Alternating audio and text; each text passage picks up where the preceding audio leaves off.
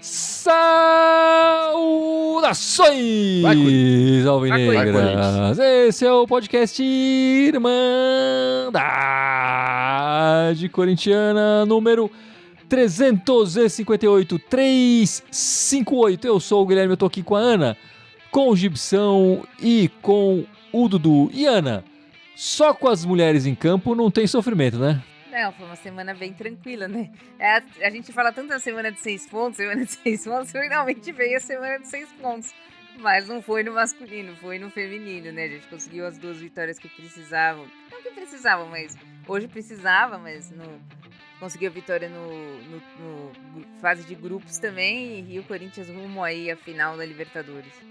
Foi o 4º jogo dela, se me deu 16 gols a favor e nenhum contra, né? Ou seja, uma média de 4-0 por partida. Isso não é sofrimento, né? Isso é só alegria.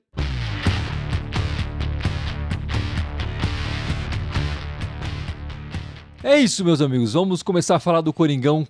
Claro, a gente estava fazendo esse podcast gravando aqui logo depois do jogo das Brabas. Então vamos começar falando da Libertadores Feminina, que as Brabas estão dando um show na Colômbia, né? Lá na Colômbia.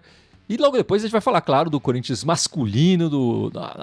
Vamos projetar um pouco o que pode acontecer com o Corinthians aí no resto, nesse 1 mês e meio aí de campeonato brasileiro que temos pela frente aí, já fora de todas as outras competições.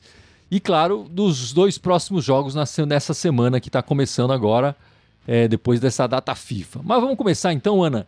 Passa aí esse resuminho do que foi esses jogos da Libertadores até o momento, por favor. O Corinthians fez os 3 primeiros jogos, então, na fase de grupos, né? Como é na Libertadores masculina, mas é só um jogo, né? Não é ida e volta, porque é tudo num lugar só, que é na Colômbia. O primeiro jogo foi o adversário mais difícil, que é o Colo-Colo, que ficou em segundo do nosso grupo. O Corinthians ganhou de 1-0, não jogou muito bem. Lembrando que o Colo-Colo é treinado pela uma brasileira, né? A Tatiele, que é uma das mais cotadas para assumir o lugar do Arthur Elias o ano que vem. Depois o Corinthians pegou 2 times mais fracos, né? O Always Red e o Libertad Empenho, que é como se fosse um Libertad no masculino, né? Ele é a associação de 2 times, um deles é o Libertad. E aí o Corinthians teve mais facilidade, não fez ainda na Libertadores, acho que talvez hoje, no primeiro tempo, jogou um pouco, mas dos 3 primeiros jogos do Corinthians não fez os jogos perfeitos, não fez os jogos no nível que a gente está acostumado a ver o Corinthians, mas foi o suficiente para fazer a goleada como o Gibson fazia, 5-0, 6-0. E aí acabou pegando o segundo do grupo do Internacional, que foi o América de Cali, que é um time de tradição na Libertadores, é um time difícil de se enfrentar. Jogando no país deles, né? Jogando na cidade deles, né? No país deles. Mesmo sendo o time da casa, o estádio vazio, né? Tava chovendo bastante, mas o estádio não tava tão cheio. Na primeira fase, o Corinthians foi o único time brasileiro que pegou altitude, isso vale falar também. A Cali já não tem tanta altitude assim, já não tem, mas é calor, na casa do adversário. O Corinthians hoje conseguiu, para mim, hoje, a melhor formação que o Arthur Elias fez, mas é uma formação que fica vulnerável na defesa, que é uma formação com 3 zagueiras e 5 no meio de campo, né? Com a Gabi Portillo e Itamires fazendo a função de ala. Mas para mim funcionou muito bem. O Corinthians podia ter feito 2-3 no primeiro tempo. Poderia ter tomado algum também. Teve uma certa fragilidade. Talvez tenha que treinar um pouco mais. E no final, no segundo tempo, acabou com um pênalti e uma expulsão do América de Cali. Acabou que o jogo acabou ficando bem tranquilo pro Corinthians. E foi 4-0. Então, o Corinthians fez por merecer e tá agora na semifinal. E vai esperar, ou vai pegar o Internacional, ou vai pegar o Colo-Colo, né, que eles estão jogando agora. Mas a gente já sabe que o jogo do Corinthians é quarta-feira, às 9h30 da noite.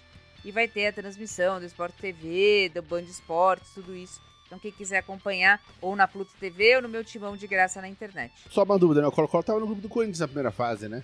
Tava. Ganhou de 1-0. Foi um jogo que foi duro, né? Hoje foi bem duro, porque a Tatiele é uma boa treinadora, ela sabe muito bem fechar espaços, ela conhece muito bem o Corinthians, mas o Corinthians jogou com uma formação diferente. Aliás, o Corinthians jogou com 4 formações diferentes na Libertadores, então é bem difícil saber qual vai ser contra o Colo-Colo Internacional, mas eu acho que essa conformação de hoje, não sei, mas esse meio de campo para mim me agradou muito mais. E Gibson, nessa Libertadores feminina, acompanhamos hoje nesse jogo, né, a expulsão de uma jogadora do time adversário, como aconteceu com o masculino, a expulsão de um jogador do time adversário, E ao contrário do masculino, que recuou e ficou segurando aquele empate que tinha aquele momento, a mulherada que já tava ganhando de 2 foi pra cima e marcou mais 2. Que diferença aí, meu amigo? Aí você tá comparando duas coisas muito diferentes, né, cara? Futebol feminino do Corinthians não tem comparação com o masculino, né? Você vê, a gente ganhou, só a Libertadores a gente ganhou 17, 19 e 21. Tem uma chance de completar aí os ímpares esse ano, 23, né, de novo. Ou seja, ir pra quarta Libertadores, né? Coisa que o time masculino nem sonha em fazer. Diferença também no banco, né, Dudu? Tem um treinador ali no time feminino que é ousado e vai pra cima mesmo, né? Vai pra cima. E ele sabe o que quer, né? Ele sabe extrair o melhor de cada jogador. Ele faz umas mexidas meio que ousadas, né? Algumas vezes de professor Pardal, que nem até a Ana gosta de falar. Mas você vê que ele faz, não é que ele tira da cabeça, ele faz porque ele conhece o elenco, ele tem o elenco na mão. A jogadora sabe que elas precisam fazer. Quando uma sai, a outra entra, sabe exatamente a posição que tem que ficar, o que tem que recompor, onde tem que atacar. Né? É muito diferente do que nem o Gibson falou, que a gente não vê isso nos últimos 6 anos, aí 5 anos no futebol masculino, né? Então, é uma pena que ele tá saindo agora, mas para a seleção brasileira. E a gente espera que essa caminhada aí, essas conquistas continuem mesmo com a saída do Arthur Elias. Enfim, mas vamos lá, vamos falar então do masculino. As mulheres estão muito bem encaminhadas aí, esperando, aguardando o seu adversário. Para quem sabe dar mais um show aí na quarta-feira. Quarta-feira o jogo é 8h30, é isso? Não, 9h30. 9h30, quarta-feira, Corinthians e o adversário que vai sair logo mais. Não saiu enquanto estamos gravando aqui o nosso podcast. E vamos falar então do masculino. Atualmente o Corinthians está disputando apenas o Campeonato Brasileiro, já está fora de todas as outras competições. Estamos no 14º lugar da competição. Tinha uma rodada atrasada para acontecer, aconteceu. O Cruzeiro acabou passando a gente e tomou a 13ª posição. Estamos no 14º lugar. 31 pontos, 39% de aproveitamento. E a ideia aqui, meus amigos, a gente vai conversar um pouco sobre a projeção de pontuação, os próximos adversários do clube, se a gente tem chance de cair mesmo para o Z4, enfim. Vamos falar se tem chance de Copa do Brasil, Sul-Americana, quem sabe aí Libertadores, né? Vamos fazer essa brincadeira aqui, essa projeção, já que essa semana, como a gente já falou, não teve jogo. Eu vou começar com você então, Gibson. O que você está projetando aí de pontuação e os nossos próximos adversários aí nas rodadas que estão chegando? Olha, projetar pontuação é sempre meio... É um chute, né? Mas vamos lá. Adivinho, enfim. Eu não gosto muito de ficar projetando. Agora... Mãe Gibson. Pô, você não fez economia? Economista o que mais faz é projetar, criar meta, enfim. Então, a primeira coisa que uma economista mais faz é projetar. A segunda coisa é errar a projeção. Eu achei que era gastar dinheiro dos outros. Eu achei que era isso. Então, mas o fato é o seguinte, assim, na teoria, a nossa situação está confortável no Campeonato Brasileiro pelos seguintes dados. Das 12 rodadas que a gente tem pro final da competição, a gente vai pegar muito time ali de baixa tabela. Depois eu vou passar a lista aqui, enfim, dos times e o que aconteceu no primeiro turno e agora. Com a diferença de que no primeiro turno, quando a gente pegou esses times, a gente tava jogando mais duas competições, mais uma ou duas, depende de qual time foi. Né? Ou seja, a gente tava jogando brasileiro com times mistos, às vezes com time reserva, porque tava ali empolgado, tentando chegar ali na final de outra competição, enfim, pra ganhar dinheiro. O que não vai acontecer agora, a gente tá jogando só o brasileiro. Chegou técnico novo, então o jogador tende sempre a querer mostrar serviço quando chega técnico novo. Então, jogando com o time principal agora, esse final do segundo turno, a ideia, a tendência, pelo menos, é que a pontuação seja um pouco maior do que foi no final do primeiro turno. Nesses mesmos 12 jogos no final do primeiro turno, né, a gente fez 16 pontos, um aproveitamento de 44,4%. Assim como agora, foram 6 jogos em casa, 6 jogos só. Vamos inverter as posições dos jogos. 44%, portanto, acima do que estamos do que a gente tem no campeonato. É. Exatamente. Ou seja, se você for computar ali a primeira metade do primeiro turno, foi muito abaixo, né? Pra gente estar ali com essa média de 39 agora. A tendência agora é tá mais tranquilo para esse segundo turno. Os nossos adversários, só para colocar o spam aqui de onde eles estão na tabela, a gente vai pegar 2 lá da frente, segundo e terceiro colocados, né? 7º, 8º, 9º. E do 11º para baixo, Então, isso pra mim é a parte de baixo da tabela. São os times que não estão disputando lá Libertadores, enfim, não estão disputando outras coisas, né? A gente vai pegar o 11º, 12º, 15º, 16º, 17º, 19º e 20º. A gente só não pega o 18º, que foi o Goiás, porque já jogou. Ou seja, vai pegar todo mundo ali do fim da tabela, praticamente, e mais alguns que estão do lado da gente na tabela. Os jogos difíceis mesmo vai ser segundo e terceiro colocado, né, que são os times que estão ali na frente. Então vamos chegar aqui o que aconteceu. Olha lá, próximo jogo agora é o Fluminense, a gente vai jogar fora de casa. Eles estão em 7º lugar no campeonato agora. A gente ganhou de 2-0 no primeiro turno, esse jogo. Mas agora vamos jogar fora de casa, mais complicado, mais com o time titular. Depois a gente vai ter o América Mineiro, que a gente, no primeiro turno, perdeu deles de 2-0, eles estão em 20º lugar, eles estão virtualmente rebaixados, né? Foram 3 pontos que a gente não deveria ter perdido nunca no primeiro turno, enfim. E espero que não perca agora no segundo turno. Depois a gente vai pegar o Cuiabá, que tá em 11º, foi um empate de 1-1 no primeiro turno. Vai pegar o Santos, que tá em 15º, a gente ganhou de 2-0 no primeiro turno, fora de casa, a gente vai pegar agora em casa. Depois a gente vai pegar fora de casa o Atlético Paranaense, que a gente perdeu de 1-0. Depois o Bragantino, a gente vai pegar. A gente perdeu no primeiro jogando em casa. Então tem que tomar cuidado agora jogando fora de casa com eles. Porque os caras estão lá em segundo na tabela, é um jogo complicado, né? Depois do Bragantino, cadê aqui? Vou pegar o Atlético Mineiro, né? Que tá em 9º lugar na competição, né? Esse miolinho agora que eu tô falando, que é o Bragantino, depois o Atlético Mineiro e o próximo que vai ser o Grêmio, que tá em 3º lugar, é o núcleozinho, né, que a gente vai pegar ali que tá mais na frente do campeonato, que vai ser uma sequência mais difícil. Logo após essa sequência, aí a gente começa a pegar o pelotão lá de baixo, né?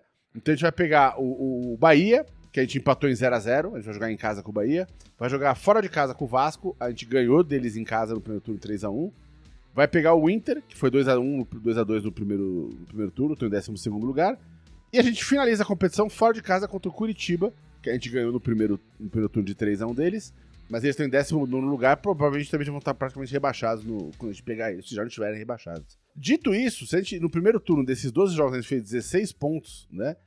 Eu não acho nem um pouco absurdo que a gente faça pelo menos uns 20 nesse segundo turno. Mas o fato é que a gente não precisa desses 20 pontos. A gente tá com 31 pontos. Pra chegar nos tais 45 pontos, que todo mundo fala que não cai, a gente precisa ganhar mais 14 pontos. 14 pontos em 12 jogos é menos do que a gente fez no primeiro turno. Jogando com times híbridos, times mistos, teria que ter uma presença de 38%, 38,88%, ou seja, que é a presença que a gente tem no campeonato atualmente, a soma de tudo. Se a gente mantivesse essa lama que a gente tá no campeonato, mesmo assim a gente tinha em 45 e escapa, né? Mas eu acho que a gente vai ter um aproveitamento acima disso. A minha ideia é que pelo menos uns 20 pontinhos a gente faz. Quando acabar o campeonato, a gente volta aqui e vê se eu acertei a previsão, né? Mas eu acho que assim, questão de rebaixamento, pra mim, enfim, não tem nem que esquentar a cabeça. Eu concordo com o que você falou, nós vamos jogar com o time titular, que o time reserva joga mal, mas o titular parece o reserva, né? Quando que nós jogamos bem? Jogou o time titular agora... Não, jogou bem, mas é melhor do que esses 39%, né?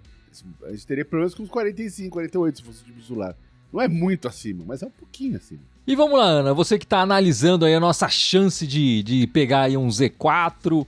A gente está a 4 pontos ali do Z4. Como é que você vê? Eu só queria lembrar que em 2007, nessa rodada, na 27ª rodada, a gente tinha 34 pontos. Tinha mais pontos do que temos atualmente. E aí, no final do campeonato, claro que a questão é outra. Fomos rebaixados. Mas como você vê essa situação, Ana? A matemática fala 18,8%, né, para o Corinthians ser rebaixado. Outros times têm muito mais. Se você pegar Goiás... América Mineiro, todos estão acima de 50%, 60%. Então, nossa chance matemática não é grande. Racionalmente falando, tudo que o Gibson falou vira verdade. Nós temos um time melhor, por exemplo, do que o time do América Mineiro. Nós temos um time melhor do que Curitiba. Nós temos um time melhor do que o time do Santos, mas nós temos que mostrar isso em campo. Nós não mostramos nada disso em campo. Se você relembrar o jogo contra o América Mineiro, que nós perdemos lá, que nós merecemos perder. Nós jogamos mal mesmo. E não importa se é o time titular, se é o time reserva, não importa. E isso é que o Corinthians tem que mostrar agora. A chance nós temos que já começar a pontuar. Porque se nós chegarmos mais perto mais perto ainda da zona de rebaixamento e por acaso entrar, aí começa o looping. Aí fica muito difícil de sair. Nós temos alguns times na parte de baixo já mostrando uma reação, como é o caso do Santos, como é o caso do Vasco. E nós ainda não mostramos essa reação. Nós trocamos de treinador agora, não estamos culpando ele, mas a média de gols que ele tomou nos 3 jogos dele é absurda, é 1,6, são quase 2 gols por jogo. Se ele não resolver isso, essa chance de 18 vai cada vez aumentar mais. Então, assim, racionalmente eu penso que nem o Gibson. Nós não temos por que nos preocupar, mas nós temos que fazer em campo para mostrar por que nós não temos que nos preocupar. Porque senão, cai. Não adianta, na teoria é tudo ótimo, mas tem que mostrar na prática. E na prática, esse ano o Corinthians não mostrou nada. Você tem toda a razão. Acho que no papel e na folha salarial, né, o time do Corinthians tinha que estar mostrando muito mais do que está mostrando e vem derrapando aí. E eu só queria trazer também a coisa de 2007 de novo, porque sempre que fala do rebaixamento, a gente traz aquele ano que nós fomos rebaixados, né? Eu acho que um pouco é por isso que a gente fala dos 45 pontos e tal, porque justamente a gente foi rebaixado com 44 pontos, né? Então, se tivesse conseguido um pontinho a mais, não teríamos sido rebaixados em 2007. Em 2007 aconteceu, o Corinthians chegou a liderar nas primeiras rodadas do campeonato, enfim, foi caindo, e ele ficou umas 5, 6 rodadas sem ganhar um ponto, já na reta final do campeonato. Isso prejudicou demais, enfim, como eu falei, um pontinho ali teria salvo o Corinthians no rebaixamento. Então, o que o Corinthians não pode é justamente, como a Ana falou, entrar nesse looping, cair no Z4 e entrar nesse looping de não conseguir pontuar de maneira nenhuma. E aí se vê numa areia movediça ali, tentando escapar. Porque nessas horas o psicológico pesa. Né? Sem dúvida nenhuma, sem dúvida não nenhuma. Não é ficar pensando, no final do campeonato eu pego o Coritiba fora, ele já rebaixado, então nós temos 3 pontos. Não é assim que funciona. Vamos garantir os pontos agora, no começo. É jogar a sério contra o Fluminense, é jogar a sério contra o América Mineiro, é jogar a sério nessa sequência de jogos, porque se conseguir uma sequência de 6, 7 pontos aí, o Corinthians já respira bastante. Sem dúvida nenhuma. Ganhando, por exemplo, as 2 próximas partidas dessa semana, aí a conversa que a gente vai ter no podcast que vem, com certeza vai fugir bastante desse papo de rebaixamento, de Z4 aí, né? Bom, Dudu, a gente falou aqui do Gibson passando um cenário ali geral do que temos pela frente. A Ana, no nosso filme de terror, digamos assim, ali, né? E você, como é que você vê, pensando no lado positivo? A gente tem chance de Copa do Brasil, chance de pegar a Sul-Americana, sonhar com a Libertadores, de repente o Mano vira a chavinha, a gente começa a ganhar de monte. É um sonho a Libertadores, chegar direto, assim, numa classificação direta pelo brasileiro, Dudu? Fala pra mim. Olha, pra Libertadores, pelo Campeonato Brasileiro direto, é praticamente impossível, né? Eu não vejo, aí não é nem projeção ou perspectiva, né? A gente sabe que tem um grupo lá que tá colado de pontos, e a gente sabe que o famoso G6 vai virar G8, né? Se a Fortaleza ganhar a Sul-Americana e o Fluminense ganhar a Libertadores, hoje viraria um G8 aí. E lembrando que ainda tem o time do Jardim Leonor, que ganhou a Copa do Brasil, que se ele ficar, vira um G9. Mas a gente precisaria torcer para muita coisa acontecer, né? Sobre a Copa do Brasil, eu sei que o Gibson não é muito fã, mas ela é praticamente certeza que a gente vai jogar ano que vem. Mas a Copa do Brasil, o Corinthians não conseguiu a vaga pelo Campeonato Paulista. A gente precisa, para jogar a Copa do Brasil, que ou o Sem Mundial ou o Bragantino peguem vaga direta para a Libertadores, e a gente já automaticamente entra na Copa do Brasil. Dificilmente isso não vai acontecer, né? Então acho que a vaga da Copa do Brasil a gente está garantida. Sobre a Libertadores foi o que eu falei, acho que é muito improvável que a gente pegue uma vaga na Libertadores, mesmo Fortaleza ganhando a Sul-Americana e o Fluminense ganhando a Libertadores. Mas já a Sul-Americana, ela é viável, né? Hoje a gente está muito perto do Z4, que nem falaram, mas nós estamos hoje a 2 pontos, na verdade 1 ponto só já separa a gente da vaga da Sul-Americana. Hoje o Cuiabá estaria pegando a última vaga. Então o Corinthians fazendo a lição de casa, ganhando esses 6 jogos em casa, fazendo pontos contra esses adversários mais fracos, o Corinthians tem tudo para pelo menos jogar a Sul-Americana, para ter um pouquinho mais aí de dinheiro, tudo, e para não ser um ano tão vergonhoso assim em 2024.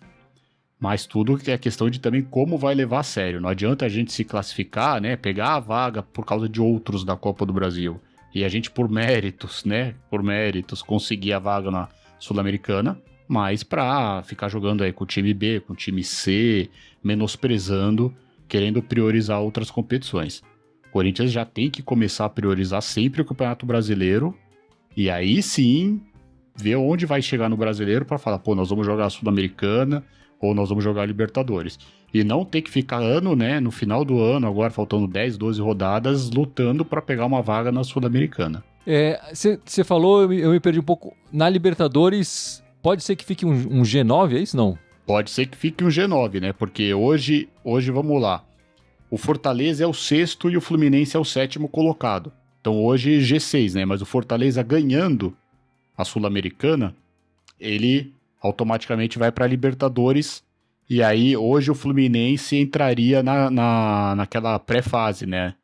Só que o Fluminense ganhando a Libertadores, ele vai direto também. E aí Fortaleza e Fluminense, né? Se eles forem campeões das competições, eles vão como cabeça de chave.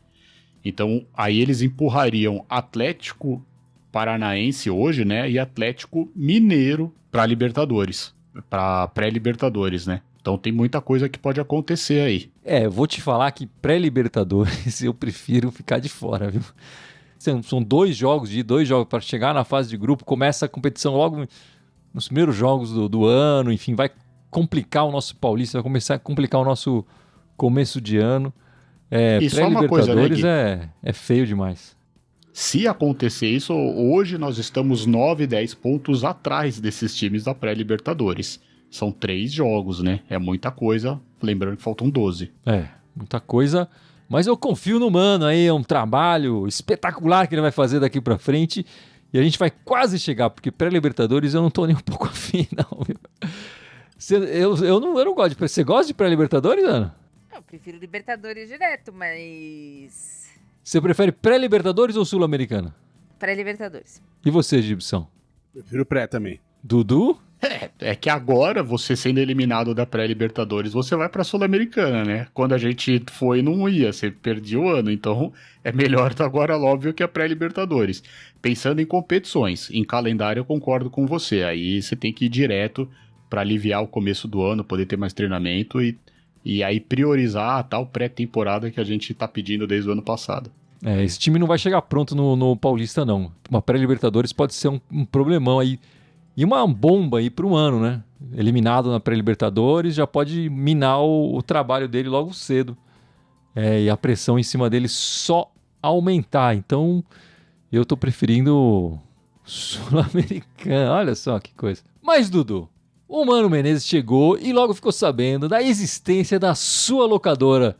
E ele é um fã do VHS tradicional, aquela fita preta, né, Gibson, que a gente costumava assistir. Enfim, ele demorou, mas foi pra sua locadora. Que filme você indicou pro Mano Menezes? Ele veio pra locadora, eu queria ter até indicado um filme melhor pra ele, né? A gente conversou um pouco sobre isso, mas o filme que eu indiquei pra ele é de 97, o filme se chama Turbulência. Turbulência. É um filme óbvio, né? De avião. Na noite de Natal, lá, tudo, né? Tem um assassino que precisa ser transferido de Nova York para Los Angeles. E como todo filme, ele acaba tomando conta do avião. Mas no filme, né, tem o policial bom lá e tem a aeromoça que acaba sendo a grande heroína. Fazendo esse comparativo, eu espero que o Mano seja esse grande herói do filme, né? Porque... tudo que acontece lá no filme, o filme tem algumas referências para se passar no Natal lá, da Duro de Matar, né? Até diálogos interessantes que lembram muito do Silêncio dos Inocentes. Mas enfim, então toda essa parte de tensão que acontece no filme, toda essa parte que a aeromoça precisa procurar uma saída, eu espero que o Mano encontre, né? Eu indiquei para ele por causa disso, que ele tá chegando, ele chegou, na verdade, no meio de uma turbulência, né? Então...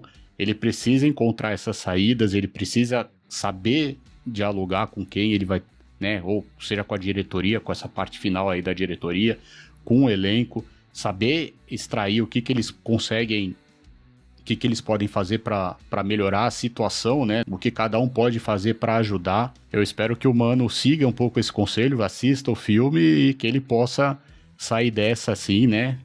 Com mais facilidade que o filme, mas...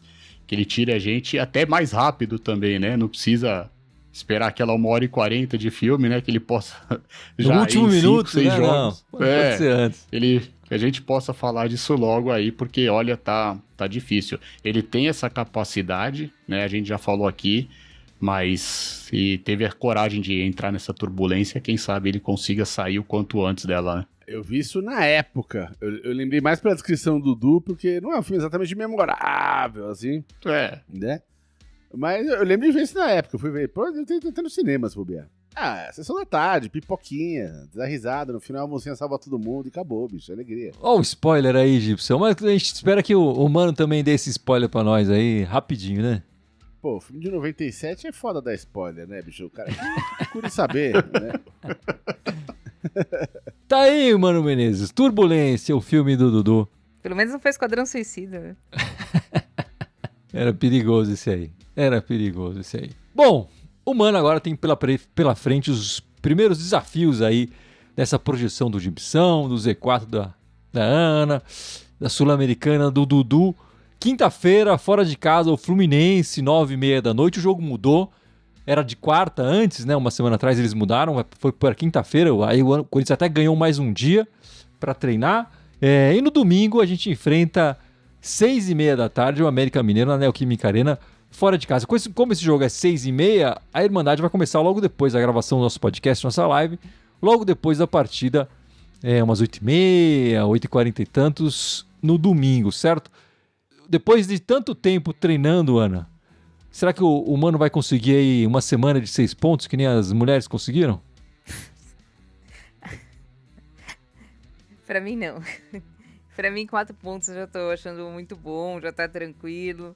Acho que seria excelente um empate lá contra um time que é finalista da Libertadores e fazer a lição de casa contra o América Mineiro aqui no domingo, pra mim, eu já ficaria bastante feliz. E lembrando, Dudu, que pro primeiro jogo o Mano tem desfalques, né? O Lucas Veríssimo tá fora do jogo contra o Fluminense pelo terceiro amarelo.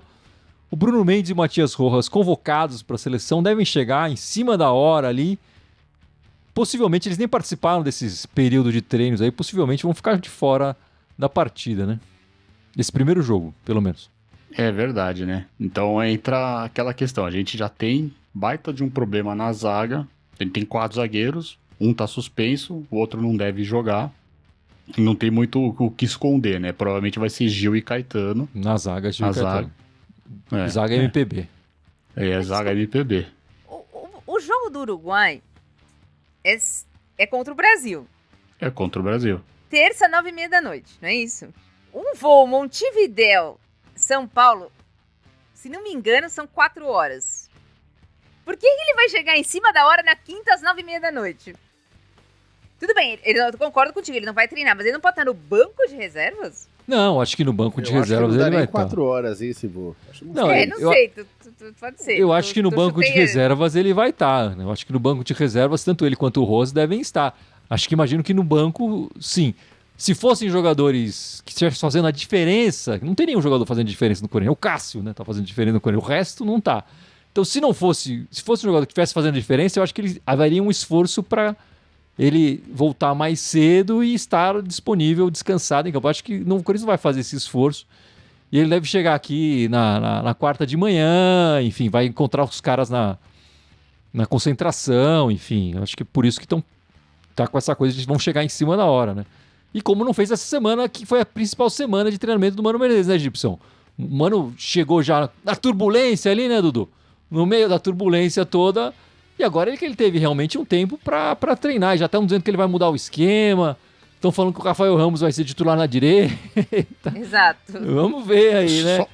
Só respondendo, o Paraguai joga em casa às 7h30. Joga 2 horas antes de Brasil, né? De Uruguai e Brasil, no caso. Então, também não é tão distante assim, Paraguai do Brasil. Mas assim, acho que eles têm todo o protocolo para seguir lá. Ouvi dizer que eles chegam na quarta, mais ou menos na hora do almoço aqui. Então, precisa ver o que vai ser feito mesmo aí. Mas aí é coisa do Mano, da diretoria, né? Como é que você vê os jogos aí, Gibson? Olha, é aquela coisa, os times têm momentos do campeonato, o Flu não tá num bom momento no brasileiro, mesmo porque tá com a cabeça em outros lugares, né? Então eu acho que o Corinthians tem que se aproveitar disso. Já o jogo do fim de semana acho que vai ser mais tranquilo, é um jogo que assim, tipo, na teoria a gente não pode vacilar aqui no primeiro turno, mas é um jogo que é mais sossegado. Essa história dos jogadores que não participaram dos treinamentos, porque, enfim, estavam servindo as suas seleções, eu acho que às vezes o Mano pode optar por não usar, porque de repente já armou um esquema tático pensando no jogo de quinta e jogo de domingo, E já pensou nas peças, falou, bom, eu posso contar com essas peças agora, esse pessoal que chegar vai entrar e ficar de suplente. Ou ele pode estar já contando com algum deles e tá usando alguém substituindo no treino, já pensando, ó, quando o cara voltar, ele que eu vou botar aqui. Mas a tendência é que esse pessoal não joga pelo jogo da quinta-feira, né? Talvez no fim de semana a gente veja algum deles entrando no campo. Mas eu concordo com a Ana, acho que 4 pontinhos já ia ser lindo, né? Desses 2 jogos, mas assim, 3 eu já tô aceitando. Eu acho que tem que ser mais que 2, né? A gente não pode ir atrás de 2 empates, né? Tem que ir acima disso. E, Gibson, você espera ver novidades aí na escalação, na maneira de jogar aí, depois desse tempo com o Mano só treinando? Eu gostaria de ver alterações, porque assim, se é pra jogar no mesmo esquema tático que o Lucho usava, com os mesmos jogadores fazendo a mesma coisa, aí, pô, qual é o ponto de trocar o técnico, né? Nas primeiras partidas, tudo bem, ele chegou, tava agora teve tempo pra treinar, então agora tá na hora de começar a mostrar alguma coisinha dele, né? Alguma coisa do Mano, né? Mesmo que, assim, que o resultado não seja bom das outras coisas que ele faz, mas tá na hora dele testar alguma coisa. Ele tem que começar a propor alguma coisa diferente pro time, né? Então eu adoraria ver algumas alterações assim. Não muita escalação diferente, né? Porque quando ele vai, ele me ressurgiu das cinzas o Cantídio, né? Agora quer ressurgir das cinzas o Rafael Ramos. Tem jogador que a gente sabe que não dá, gente. Ele não é Deus pra ressuscitar jogador. Faz o feijão com arroz. Não vem inventar. Não é hora de inventar. Não dá, já viu que não dá. Tchau. Ainda mais agora, o próximo jogo, né? Que é um time que não tá lá em cima na tabela, mas é um time que já tá estruturado faz um tempo, joga pra cima, ataca bastante, tem variações táticas. Não dá pra você arriscar em jogadores que estão totalmente parados, que não jogam há quanto tempo, né? Cai cansa com 30, 40 minutos de jogo, já viu.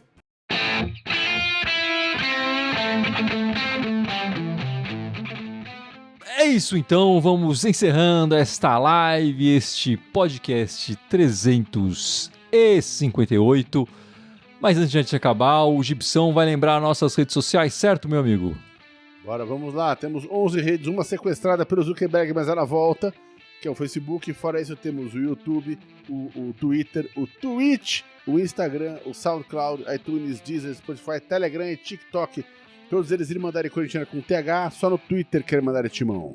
Lembrando que a nossa camiseta da Irmandade, a nossa caneca da Irmandade ainda está à venda.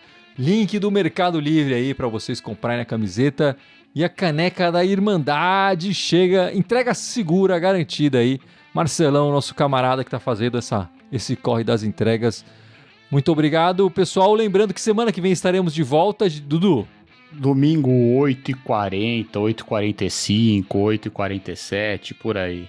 Logo depois que o Gibson fizer as notas aí da Irmandade. É isso então, meus amigos. Vamos esperar aí uma grande semana pro Mano Menezes e que o Corinthians saia dessa situação do Campeonato Brasileiro. Comece aí a nossa subida na tabela. Muito obrigado pela participação de todos. Esperamos vocês na semana que vem. E vai, Corinthians! Vai, Corinthians! Vai, Corinthians! Vocês viram? E o Tite que foge de entrevista? Assumiu o time, mas não dá entrevista, pô. Tite, pra mim, é um fracote. Por que ele não assumiu? Ele assumiu na noite depois do jogo do Corinthians? Vem na arena. Porque ele sabe que ele não vai chegar na arena no próximo ano, né?